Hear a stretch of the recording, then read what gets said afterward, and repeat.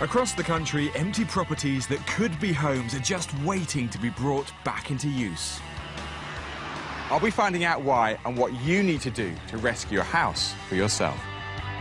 And along the way, I'll be doing some digging of my own to find out more about our housing stock, our heritage, and why we should be both reinventing and preserving Britain's empty homes.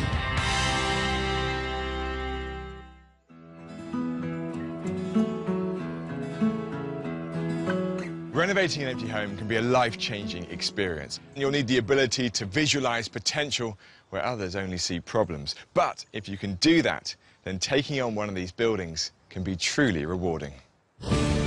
On today's show, a couple looking to jazz up an empty Methodist chapel. I've had to get used to what a builder's idea of an early morning is compared to what a jazz musician's idea of an early morning is. In Greater Manchester, a regeneration project creating new homes and new opportunities. Get to learn what you've got to do on the outside world instead of just being in a workshop all the times.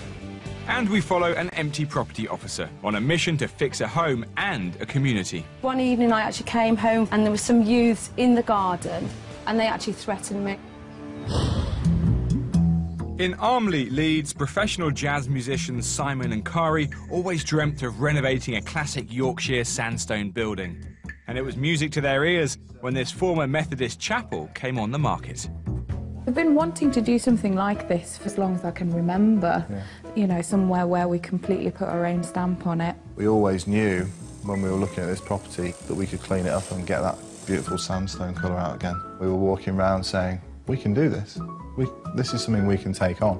But not everyone in their family had quite the same faith in the project. My dad came to view it for the first time. He was absolutely horrified, and I think he just thought we were crazy. Simon and Kari paid £120,000 for the chapel, and they soon found out they got more than they bargained for. We actually found a carrier coffin and various other sort of items. We're not superstitious, but Kari did quite enjoy coming up to the property without me knowing and positioning the coffin in the middle of the main room with a cross on top of it, and then insisting that we go up late at night to view the property. So obviously I opened the door and had a bit of a shock. But other than that, we weren't too worried about it, really. But turning a former chapel into a comfortable home is an ambitious and challenging feat. Obviously, with a building like this, you've got to keep as many of the original features as you can, but you've got to introduce new technologies to make it environmentally friendly and efficient. Simon and Kari are hoping the £80,000 they've set aside for renovation will be enough to create their dream home. Some days I come up here and I look at the building and I think we're just getting nowhere, and I really sort of think, what are we doing? And I actually really feel quite worried that if we don't do it right, we've let this building down. Yeah. I'm just trying to make sure that we do it as best we can. Within our budget. Within our budget. The couple have been working on this site for just under a year, but they still have plenty to do and crucial decisions to make. Very nice to meet you. Nice to meet you. Simon, how are you doing? Yeah, good, thanks. So tell me about your place. Well, it was a Methodist chapel originally, and then it became some kind of working men's club. And before we took it over, it was a joiner's workshop. It looks like a Methodist chapel, doesn't it? It's got that lovely kind of quite simple, plain look, beautiful stone. You started work. Yes. Big skip is a big clue. Yeah, that's actually skip number 10, I think. Skip number 10? Yeah. OK. Well, let's go inside, shall we, and see what you've been doing. Great.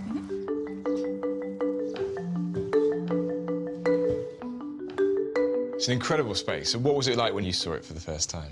Every bit of stonework that you can see was covered with plaster, and it took months to get all of that off on the entire building. And these wood beams are incredible. These were actually a bit of a hidden treasure, and when we uncovered them, we changed plans straight away. We raised the height of the floor upstairs so that these can be exposed, that we'll be able to see them all the time. There's real craftsmanship where they join. So you've got this space. What are you hoping to achieve? Well, this is going to remain open plan as you see it now, pretty much. OK. So it's going to be kitchen, diner and living space all in one. Nice. To the side, we've got a small chapel of rest. OK. What's it going to be? Well, it's going to be Simon's my resting place. Oh, it is, OK. It's going to be a music room for me, and I'll have my games console and TV. Little man pad, yeah. And do you get your own room as well? How does this work? Yeah, I get a workroom upstairs. There is a deadline, isn't there? There is, yeah. We're having a little one in November. Wow. So we're obviously hoping that it will be livable by then. Yes. Yeah. Any other key discoveries as you've been going along? We've discovered loads of things, actually. I've got some here. This is an old medical device. I think it was some kind of electric shock therapy. Goodness Sort of me. different attachments, and then the sort of blue electricity would come out and you... Never seen anything like this. This is incredible. So it's like film on the surface. Oof. They look like they've been well used as well, don't they? That's bizarre. We've also got this, which is the old Leeds and Yorkshire Mercury, and it's actually from Thursday, December the 12th, so December the 12th is my birthday. Gosh. Bit of a strange coincidence. That is, isn't it? Isn't that incredible? Over 110 years old. Yeah. Yeah. Fantastic. I'll give those back to you before I wreck them. What do you want out of this property? I think the main thing here is to let the beamwork do the talking, really, and keep the decor quite simplistic. Although downstairs will be an open-plan living space, upstairs the couple are creating 4 unique bedrooms and 2 bathrooms. Where are we standing now? We're in the master bedroom now. Master bedroom. So what would that be there? An ensuite? Yeah. It's clear there's a lot of work's happened already. We've put new ceilings in, walls up, and we've had to replace every floor level in here. It was all on strange different levels and different bits over the years that people had built. A new roof? When we first viewed the property, we could see daylight through the roof. I mean, it was the original sandstone slate roof. Oh, right. So it was all worn out, so we've had to have a new one. Your little baby's due in a few months. What state would the building be in, ideally, at that point? By no means does the entire property need to be completely finished for us to move in. You know, we need a functioning bathroom, bedroom spaces, obviously. What's the budget? I think if we can finish around the 80,000 mark, we'll be fairly happy. Yeah, I think we're going to. I guess you're both improvisers because you're jazz musicians. Does that feed into being creative about this project and coming up with unusual ideas? I've had to get used to what a builder's idea of an early morning is compared to what a jazz musician's idea of an early morning is. Simon and Kari are adding a lot of insulation and are clearly taking the energy efficiency of this building very seriously. What is it that's still a concern at this stage? Obviously the green element of the building, so how we're going to heat it. The technology that we're looking into isn't that commonly used in this country at the moment. It's hard to know completely independent advice and advice that's being given because someone's trying to sell you something. Yeah. This is the ideal moment to get a little bit of inspiration from another property. So I'm going to take you to see a place that's also been many different things in the past, and also the person involved also has some experience of green technology, so I think there'll be some really good advice there and hopefully plenty to take away. So Does that sound like a good plan? Sounds great. The big challenge now is to transform this building site into a very personal family home while keeping a sense of the building's history and grandeur. So it'd be great for them to see a property that has been completed so they can glean a bit of inspiration, but also to get advice from a man who's been through all this before and turned a house of God into a heavenly home. Whether you're taking on a vacant church on a wing and a prayer, or making hay with a barn conversion, with imagination and perseverance, even the most unlikely of dwellings can be turned into a new home. In North Yorkshire, after selling his dental practice, Ian Gordon and his wife Jane were looking for a renovation project they could sink their teeth into. We came to look at it on my birthday, didn't we? And although it wasn't very appealing, the plot was fantastic, and I immediately thought, oh, I know what I want to do. I think the vision came together for Jane because she could see what it was going to be. I'm more pragmatic. I needed to actually see some bricks and mortar. Ian and Jane bought the property for £650,000, which is a lot of money for what was effectively a giant cat litter tray. The first thing that hit you was the odour, which took a little while to identify until you realised it used to be a catchery. We wondered whether it was just a cat that lost some of its bowel control. But there was one problem not to be sniffed at. The bungalow is overlooked by a conservation area, meaning tight planning restrictions. Certain walls we've had to keep that have no structural value, just pure political value. I think the National Park get concerned about allowing a demolition because that can set a precedent. But with work well underway, the project froze. December 2009, it started to snow. Seriously deep snow. We lost 6 weeks of work, and we were still in rented accommodation. We still had site huts and site equipment, and every day cost money, really. It was one of the low points in the build. It wasn't like you could say, well, look what we've got. We basically had a building site. Keeping costs down on a renovation of this size can be quite a challenge. We'd set a budget of 350,000 and we got a builder around, gave us a quote which just seemed absolutely ridiculous. All I'll say, without saying too much, was he was a damn sight nearer what it ended up costing than anybody else had been. With total build costs of around £700,000, the Gordons were keen to stop paying rent on top and move in as soon as possible. Because it wasn't finished when we moved in, every day, you know, a new light fitting would arrive or a carpet would be put down, and so it just kept getting better and better. It was just brilliant. We'd been working towards this dream for 2 years, and although I could visualise what it was going to be like, you know, actually living in it was just, you know, a dream come true. The sedum roof makes it blend into the hillside. And then the upstairs is very selfish use of space. There's 2 bedrooms upstairs, but you could have put a whole multitude of rooms up there. The open plan works very well, but I occasionally find it not cosy enough, so I would quite like a more snug room where you might retreat to. And that's one of my plans, to extend it. Yeah, because it's not quite big enough. It's often the finishing off of a project which you just don't allow for. We sort of finish things off over the next year. Well, we still haven't finished things, have we? Still got no doors on the study shelves. I'm working on him. There's always a project. Large numbers of empty properties in one part of a city or a specific area are often the result of a structural change, a decline in local industry.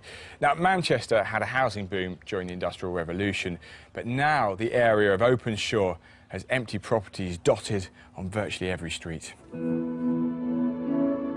To deal with this issue head-on, the council and a local building contractor united to try and kick this problem into touch.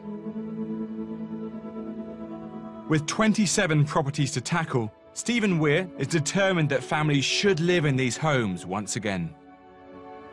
Well, these 27 properties in Manchester fell into disrepair over a number of years, and we were approached by Manchester to enter into a development agreement with them to bring them back into circulation. The majority of the properties are derelict, infested with vermin, evidence of drug use in a lot of them, just in a very terrible state of repair. Projects like this can have a kind of domino effect, can't they? It brings the whole area up, can't it? Yeah, what we're finding is that now we've started on these properties, that other local landlords are starting to realise that they need to start bringing their properties up to the standard that we are. So it's like you say, it's a domino effect. You're a construction company, but are you using sort of local people, or how does it work? But we've also entered into another partnership with Manchester College. So we're able to offer training opportunities to young people. So this is valuable experience that they can't get in a simulated environment in the classroom. Well, should we go and have a look inside? Sure, yeah. Follow me. We've fully gutted this property back to the bare structural walls, and this house now is ready for plastering. And you've got some guys working here at the moment, am I right in thinking? Yeah, we've got some apprentices upstairs. Can I go and say hello? Yeah, sure. To add greater social purpose, they're also working with the Manchester College, offering their students vital hands-on work experience. Hi guys, how you doing? Ashford. Hello Ashford, how you doing? My name's Reese. Reese, I'm Joe, good to see you. So you guys are both, what, apprentices or trainees working on the scheme? Yeah. Yeah, I do like plastering the college I go to. So these buildings give you a chance to actually work on kind of a real-life project. You get to learn what you've got to do, like, on the outside world, instead of just being in a workshop all the times. Yeah, it's true. I suppose there's a certain discipline that comes with being on site, isn't there? You know, getting here on time and working with other people around you as well. Yeah, teamwork and... Yeah, very good. So, Ash is doing plastering work. What's your sort of specialism? I'm doing joinery, which means bands, so to keep the insulation in. And what do you guys think about these properties sitting empty? It seems a bit of a waste, doesn't it, when no one's here? Especially when there's people living in a whole row of houses, just one house that's not being used. Is it going to be good to see people back in here actually living in these houses? Yeah, they would, yeah. Yeah, and they can admire your plaster work as well. Yeah, they would. Cheers, take care. Cheers. All the best. I've seen the before photo, and Stephen is about to show me what they look like now. This is a recently completed 3-bedroom terrace. Oh, very nice. This took, what, roughly 10 weeks? 10 weeks from start to completion, yeah. Amazing. Do you know roughly what sort of, you know, three-bedroom house like this, what would it go for in this area? I would say it's probably in the region of £70,000. And so how soon do you think someone could be in here? A matter of weeks. Really? Days. Yeah. It's very spacious, it's got high ceilings, large rooms, it's ideal for a young family. I mean, originally these were built for local working people in Manchester, and that can now be the same. You've saved them and preserved them for hopefully, what, another 100 years, you know? Well, I'd like to think so. The figures in this part of the country are truly staggering. In Greater Manchester, there are 25,000 properties that have been empty for a significant period of time. Thankfully, this one is no longer on that list. And to think that this project, in a space of 9 months, will renovate 27 properties and get them ready for local families to move into is just brilliant. It really will boost this community. Across Britain, local councils are fighting to get families back into housing. And it's the empty property officers who are carrying out detective work on our abandoned homes and working tirelessly to get them brought back into use. In Erdington, Birmingham, Matt Smith is on his way to 2 half-finished houses that for several years have sat derelict, attracting the wrong kind of attention. The property that we're going to now, the current owner bought the house about 5 years ago and got a planning permission to develop 2 properties on the land. Basically, he's run out of money, and so he's done very little work. It's been attracting theft, and people are actually entering the property, mainly due to the scaffolding allowing easy access into the house. Property's also been subject to rats in and outside the house, and I had no choice but to use the council's enforcement powers to threaten a compulsory purchase order. After being told he could be forced to sell the buildings by the council, 1 month ago the owner contacted them and agreed to finish the renovation work. Matt is here to make sure the owner is being true to his word. That's a good sign. The gates are open, so I'm going to be able to get inside the property. Slightly negative that it doesn't look like he's done half the work that I expected him to do. He did say the property would be completed within a couple of months, but I just can't see that myself. The landlord's not on site today, but there is a builder, so Matt takes the opportunity to see how the work is progressing. Hello? Yeah. How you doing?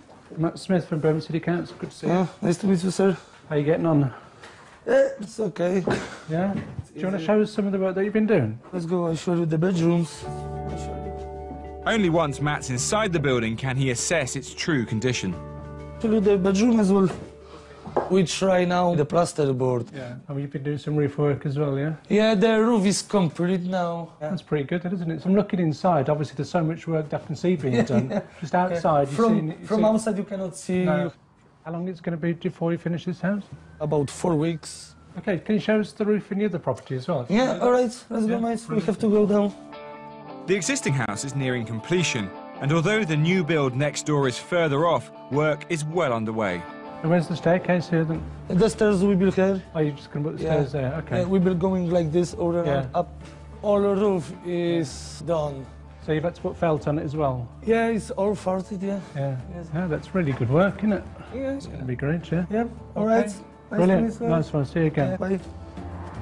Wow, that's actually been great. First impressions when I turned up, I saw all the scaffold and I was really worried about how much work had been done. But now I've had a good look inside, lots of plaster work in progress. House is really coming along more than I actually expected out of today. And I think I've got such good news. I'm going to share it with the immediate neighbour who's had to put up with all the problems. Hi, Jane. How you doing? Matthew, yeah? Nice to see you again. Just been round to the house next door. I think we've got some sort of pretty good news in the sense that, you know, it's really moving on. That's good. He's going to finish the first house probably just over a month so's time, yeah, which is great. Then the second house is going to follow on from that, probably a couple of months after that. So what will this mean to you then? Oh, do you know what? That's just really good news. I'm really pleased to hear that. It's been a real burden, to be honest, the last 6 years, having to live next door to this empty property because we've got 3 children. They haven't wanted to play outside in the garden because we've had youths climbing on the scaffolding. I had a bike stolen because I'd got access through the fence because it was in such a state of disrepair. And one evening I actually came home and there were some youths in the garden and they actually threatened me. They threatened to come over and do me. So we had to call the police. And then we had to explain to our own children why the police were here. So that's going to be great, not just for your own family, and obviously from the neighbourhood as well, isn't it? We might even have a garden party. Why not? To celebrate. Great way to celebrate. OK, well, great to see you again today. OK, Matt. Take care. Good to see you. Bye-bye. Property's been empty for 5 years. Having now got inside, it's superb to see work finally carry out, and this is why I do this job, to see such a problematic house finally coming back into use to the benefit of everybody. If you're interested in tracking down a disused house to turn into a home, then your local empty property officer should be one of your first ports of call. Also, ask around the local estate agents and keep a lookout for signs of abandoned buildings. Back in Leeds, I'm with Simon and Kari, who bought an old Methodist chapel and are busy trying to turn it into a wonderful new home. To help them, I've brought them to nearby York to introduce them to a man who completed his own minor miracle, turning an old chapel into an amazing house. Right, guys, this is the property I brought you to see. I imagine you can tell what it is from the outside. What do you think? Yeah, chapel. Yeah, chapel, exactly. I love it. It's great. The windows are fantastic. It's a bit younger than yours. It's 1900. It's been taken on by a guy called Ben. Before he had it, it stood empty for about 2 years. It was a glazier's who was in there, so it had an industrial use, a bit like your chapel as well. So let's go and say hello, shall we? Engineer Ben Shaw was looking for a live workspace when his attention was brought to this old Methodist chapel. Being someone who likes to make things, I wanted to be able to make things for a house that I was going to live in. A friend of mine pointed it out with his workshop, and my first impressions of the place when I walked in was fantastic, really. A lot of space, and I could see a huge amount of potential. Yet it was completely uninhabitable and cost Ben £250,000. Because it was a commercial building, there was nothing that really could remain beyond the bare walls. I mean, we even had to take the roof off. There's no insulation on the floor or the ceiling or the walls, you know, and when you look at change of use and building regs, this all has to happen. You can't not do it. The early days of this project were hardly plain sailing. My relationship with the first builders degraded, and you come back from a full day of work and you open the door and you can't see much progress, but you've got another bill in your hand. It's, you know, you sit there thinking, God, is it going to end? But with new builders in place, the project was back on track, and Ben could start to see his vision for an ecologically sound home taking shape. I like to be green where possible. Rainwater harvesting and the solar thermal, they were both things that I was very keen on putting in. And I started getting excited about the property when you can actually start to see some of the finished aspects of the room. I love the luxury of walking around and having a lot of space and light as well. You know, there's a lot of light to come in. The roof terrace is just fantastic. One thing that stuck in my mind was the saying, truth to materials, not to try and dress something up to be something that it isn't. I like all the features that I've had a hand in, you know, and whether it's design or actually building of the pieces, it's all been pretty rewarding. Oh, wow. So have a good look around. There is plenty to take in. Fantastic. Amazing. Ben, maybe you could start us off by telling us what this was like when you took it on. It was actually in pretty good shape, you know. I think the Victorians put up a fairly good structure, you know. The beams are all true and no rot, anything like that. Oh, very good. Great, because you've got the clearly designated areas, but it's still got that open feel to it, which is something we're going to try and achieve with ours. How did you want to sort of configure it to have exactly what you wanted in this space? My primary goal has always been to have a big workshop. And, you know, now I can have dinner and just walk 2 yards and I'm in my workshop. We've got the chapel arrest off to the side that's going to be my music room. Yeah. So it's exactly the same for me. You know, having a space just off the main living area where I can go and work is going to be fantastic.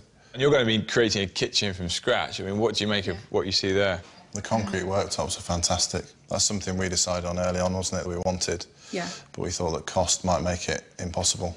I made those ones myself, actually. Yeah. And it's not too difficult, but it is time-consuming. Oh, really? Yeah. You can cast little details. You'll see that I've put keys from 1952 to do with the chapel, and there's one in each worktop. You know, if I'd have got someone to do that professionally, I think it would have been over 10 or 15,000 pounds. I think you've been really clever because you've got the curve of the kitchen floor matching the curve of the worktop there, and it also distinguishes where the kitchen is and where it ends, yeah. I can really see us doing that, and it gives me some ideas of how we're going to divide everything up. We're looking at having underfloor heating. Everybody that we've spoken to says it's better to have a concrete floor screeded and then put a flooring over the top. That's what I've done here, Yeah. actually. Oh, okay, These yeah. floorboards, they were thick, Yeah. the Victorian ones. We ended up planing them down, sort of underfloor thickness. So that allows the heat through. Yeah. Yeah. Well, I suppose that's the other thing then. If your floor is actually quite thin, you're thinking it can't hold the weight at the moment, it might actually be the right thickness to go on top of underfloor heating once you've laid down everything else. I mean, especially if we did a different flooring for the kitchen section, Yeah. we'd have enough to do the rest of the rest of the Yeah, and actually that might be a very authentic way of keeping some of the history. Yeah.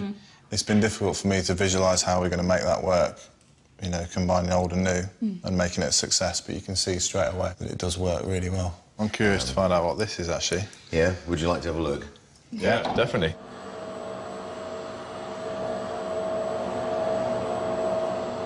Extravagant tweet. Quite incredible, isn't it? And it's more than a few bottles of wine as well. It holds 275 bottles. I designed and built it with a friend of mine. That's the point, I guess. If you take on a property and if you're completely open-minded, you can pretty much do anything. Well, look, this is all a bit too tempting. I suggest no glasses of wine at this point. Let's continue the tour, shall we? Yeah. Let me show you upstairs in the master bedroom.